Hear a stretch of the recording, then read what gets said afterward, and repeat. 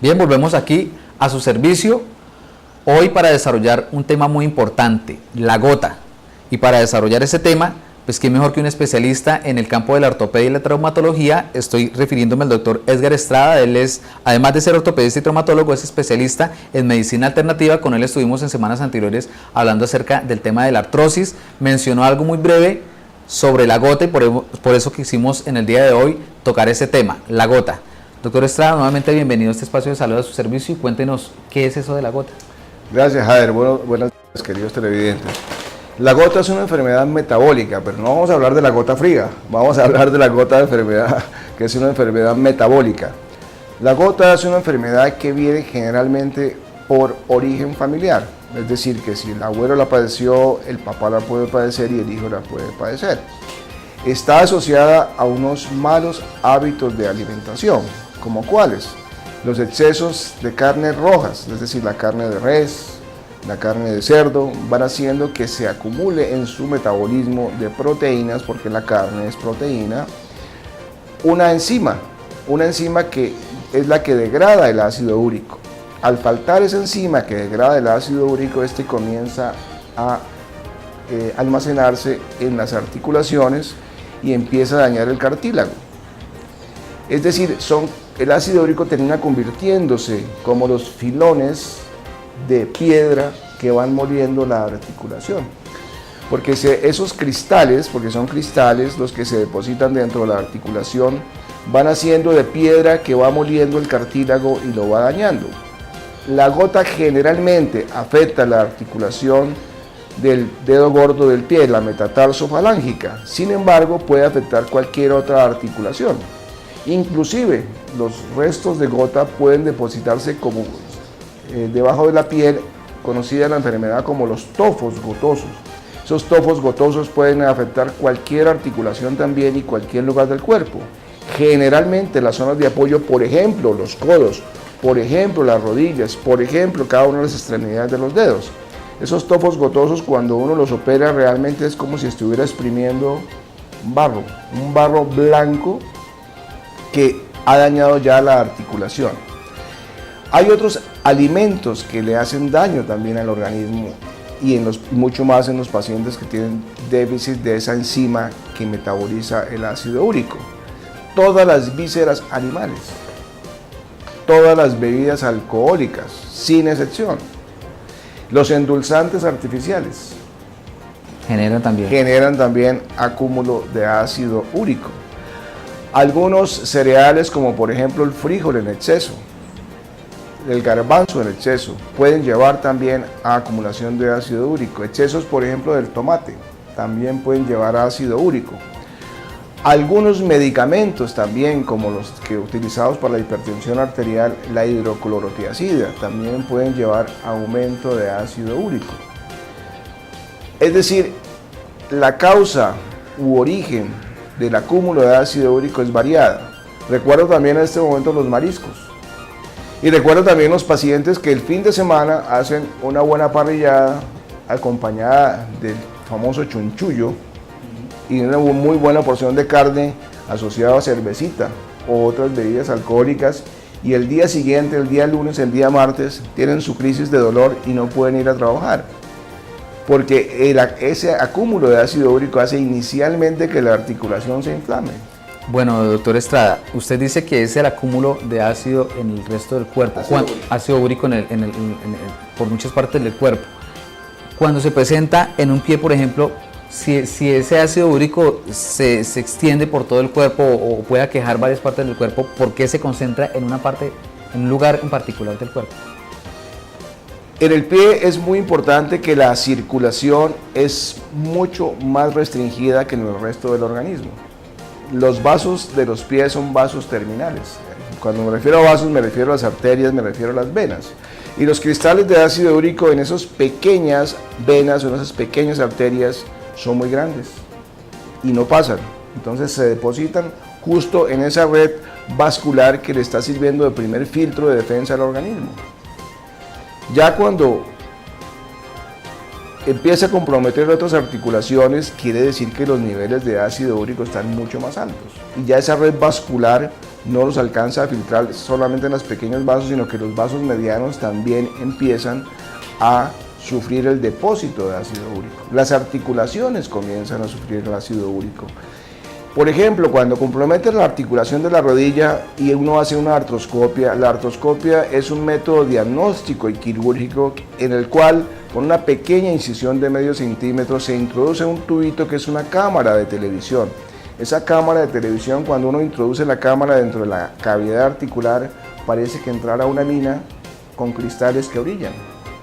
Y esos cristales son verdaderos depósitos que van cubriendo todo el cartílago y lo van penetrando, lo van volviendo rígido y fácil al rompimiento, llevando entonces al daño articular prematuro. En cuanto a los síntomas, aparte del dolor, ¿qué otras manifestaciones se pueden encontrar? Cuando no se deposita en una articulación, puede estar asociado a dolor poliarticular, es decir, que cualquier articulación puede padecerla. Ese dolor en el cual no se localiza, que hoy me compromete una articulación, mañana me compromete otra, ese dolor que migra en las articulaciones, ojo, alerta, puede ser el primer síntoma de un exceso de ácido úrico, que lo podemos fácilmente detectar con un examen en sangre que se llama ácido úrico. Los niveles normales en sangre de ácido úrico deben ser de 4 a 7. Varía en el hombre y en la mujer. Generalmente en el hombre se acepta un nivel un poco más alto, pero lo puede padecer tanto el hombre como la mujer. Usted mencionaba hace un momento que esto se adquiere obviamente por las comidas, el consumo excesivo de carnes, de licor, pero también menciona la parte genética. ¿Cómo una persona puede adquirirlo y luego pasárselo a sus hijos si no viene de tiempo atrás, desde los abuelos, desde los bisabuelos? Sí, mira, la información genética es múltiple y variada. En la era moderna ya hablamos más de la epigenética. ¿Qué es la epigenética? La epigenética es el estudio de los genes, observando los cambios que se han venido produciendo a través de los cambios ambientales. En la medida en que los cambios ambientales y la alimentación que estamos consumiendo sea una alimentación alterada, va a llevar entonces a que esos genes que estaban latentes se manifiesten. Y entonces podemos ver que pasa la enfermedad de generación tras generación, pero algunas generaciones lo padecen y otras no lo padecen. Eso, volvemos nuevamente al tema, es el ambiente y la comida, los alimentos que estamos consumiendo. Se ha dado un gran énfasis en las comidas light. Pues las comidas light son endulzadas con azúcares como el aspartame, el sulfame, que son químicos. Pues todos estos químicos, la fructosa también, llevan a que se produzca más ácido úrico porque el organismo se va volviendo ácido, como lo hablamos en la charla pasada de la artrosis. En la medida en que el organismo se va volviendo ácido, va haciendo que más fácilmente se manifiesten estos síntomas y estas enfermedades. Si pensáramos en este momento en la alimentación ideal para una persona que sufre de gota, tendríamos necesariamente que hablar de una alimentación alcalina. Y una alimentación alcalina está alrededor de las frutas y las verduras. Eso es lo más indicado para un paciente que sufre gota si le queremos cambiar el ambiente. Si el paciente que come gota persiste tomando bebidas alcohólicas, si el paciente que sufre gota persiste en sus asaditos de fin de semana, pues necesariamente cada vez su enfermedad va a ser mayor. El asadito lo podemos hacer, pero qué bueno una buena parrilla de pescado, por ejemplo. No de mariscos, porque los mariscos también nos generan aumento de ácido úrico, pero sí una parrillita alrededor del pescado, o una parrillita vegetariana. Lo que pasa es que cuando nos decimos comida vegetariana, todos miramos, uy, no. Verduras. Verduras. Lo que pasa es que no las sabemos preparar, pero podemos preparar una rica parrillada con verduras, una buena paella con verduras. Entonces es cambiar nuestros hábitos alimentarios y ojalá las señoras y los señores a los que nos gusta la cocina hagamos unos cursitos. Si una persona padece de gota, no le transmite a su hijo o a sus hijos, obviamente desde el punto de vista genético, esta patología, ¿desde qué edad puede una persona adquirirla? Es decir, un muchacho, un menor de edad de 5 o 6 años, en vista de su corta edad, ¿puede ya empezarlo a padecer? ¿O podemos pensar de que cuando es adquirido a raíz del licor y de la alimentación es superior a los 15, 20 años? Mira, los rangos de edad cada vez varían mucho más. Estas enfermedades crónicas, como la artrosis que tratamos en el programa pasado, como la gota que tratamos en este programa, antes eran enfermedades de tercera edad, es decir, por encima de los 50, de los 60 años. Ahora no, por todos los cambios en la alimentación, por todos los cambios en los hábitos de vida, generalmente se presentan a más temprana edad. Lo que pasa es que muchas veces no se piensa en ellas y no se diagnostican, pero a 15, 16, 17, 8 años ya pueden empezar los primeros síntomas de gota. Muchas personas quienes ya lo padecen o están presentando síntomas de los que ya usted nos ha hablado, están diciendo, bueno, si yo presento esta patología o esta enfermedad, ¿puedo erradicarla? ¿En qué consiste el tratamiento? Si me la logran erradicar, ¿es de por vida o sencillamente es un tratamiento para seguir llevándola durante el resto de la vida? Sí, la gota es una enfermedad, como lo dijimos al comienzo del programa, de origen genético. Es decir, que está dentro de la información de cada una de nuestras células.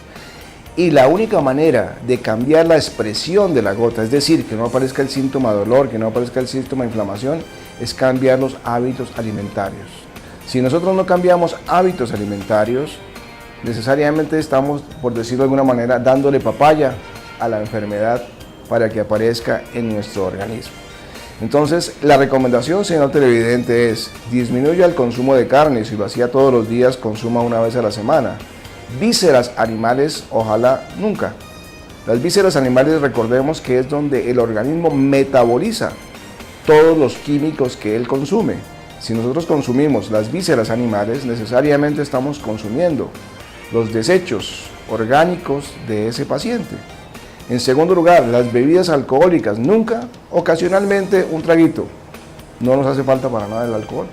Ocasionalmente un traguito en un cumpleaños. Disminuir mariscos, bueno, mucha parte de la población no consume mariscos porque no estamos habituados y estamos cerca del mar, pero las personas que viven cerca del mar los consumen con mayor frecuencia. El tomate, consumámoslo en menor cantidad. Frijoles, 1 o 2 veces por semana, máximo, pero ese frijol dejémoslo en agua por lo menos 48 horas. Recordemos que la mayoría del frijol rojo, estoy hablando, no del frijol verde, sino el frijol rojo, la mayoría es importado. Y en su importación se demoran meses. Traído en bodegas, llega al almacén, se empaca y para todo ese proceso de tiempo vienen muy fumigados. Entonces, si nosotros consumimos el frijol, como lo hace mucha gente, que lo deja en agua de la noche a la mañana y en la siguiente mañana ya lo cocina con esa misma agua, pues está consumiendo todos los tóxicos que tenía el frijol de protección para que no entrara el gorgojo, para que no se la comieran los ratones que le pasan por encima. Entonces, dejarlo en agua 48 horas por lo menos va a permitir que se limpie esa corteza del frijol de todos esos químicos.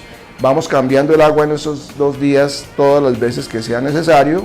De esa manera el frijol también rompe la cáscara y se germina. Recordamos todos en la experiencia del colegio que nos ponían a cultivar el frijolito en un algodón.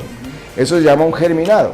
Pues esos frijoles germinados o todos los cereales germinados son mucho más nutritivos y menos dañosos para el organismo.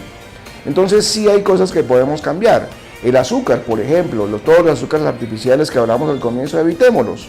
Nosotros tenemos un problema con el azúcar y es que el azúcar es una adicción. Hay gente que es adicta al cigarrillo, como hay gente que es adicta al alcohol, como hay gente que es adicta a drogas más fuertes. Pues para mí el azúcar es una adicción. ¿Y cómo lo vemos? Es fácil. Pongamos un arequipe al frente nuestro y digamos solamente lo voy a probar. Y después de que metemos la primera cucharadita en la boca, ¿qué pasa? Automáticamente se siente esa sensación. Automáticamente se crea la necesidad de comer más, entonces es una adicción. Es lo mismo que le pasa al que empieza a fumar, se fuma el primer cigarrillo y no quiere parar, o el que toma el primer trago y no quiere parar. Entonces el azúcar es un proceso de reeducación del paladar.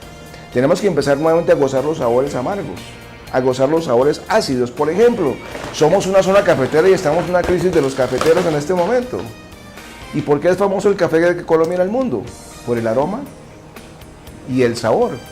Sin embargo, cuando nos sirven un buen café, lo primero que hacemos es dañarle el buque, dañarle el sabor. ¿Con qué se lo dañamos? Poniéndole azúcar. Entonces nos pueden poner el mejor café del mundo frente a nosotros, pero al ponerle el azúcar ya pasó a ser un café de tercera, cuarta, quinta categoría. ¿Por qué? Porque no sabemos gozar los amargos y los ácidos. Imagínense el catador del café diciendo, un momentico, esos cafés que voy a catar, chévere, primero una cucharadita de azúcar a cada uno.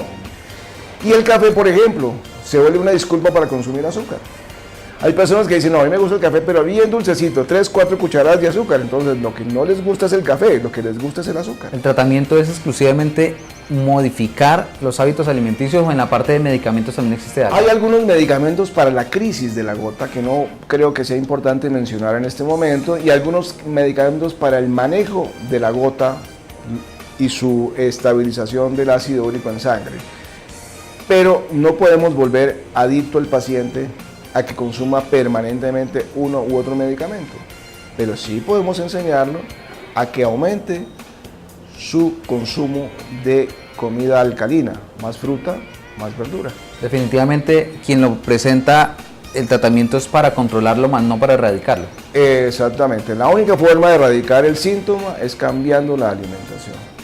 Si no cambiamos la alimentación, tomaremos un medicamento, tomaremos otro, pero eso es solamente manejo transitorio de la enfermedad. Doctor Estrada, muchísimas gracias. Con mucho gusto, saludo a todos los televidentes, espero poder acompañarlos nuevamente en más programas y escríbanos que con gusto haremos todo lo posible por contestar sus preguntas.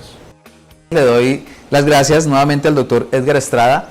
El doctor Estrada es ortopedista, traumatólogo, especialista en medicina alternativa. Quienes quieran una consulta ya de manera particular con él, pues pueden marcar la línea telefónica 265-8264 o la línea celular 315-257-3205. También pueden hacerlo a través de nosotros. Nuestro correo electrónico es asuservicioibagué@hotmail.com. Nos pueden agregar también en Facebook, aparecemos como A Su Servicio Ibagué, o buscar información de nosotros en YouTube, digitan Jader Barrera, y ahí en nuestro canal en YouTube pueden ver no solamente este programa, sino otros programas que hemos desarrollado con diferentes especialistas médicos, obviamente cada uno en su especialidad. Dentro de 8 días ustedes y nosotros tenemos nuevamente una cita para desarrollar un tema de mucho interés para todos. Recuerden que aquí nosotros siempre estamos a su servicio.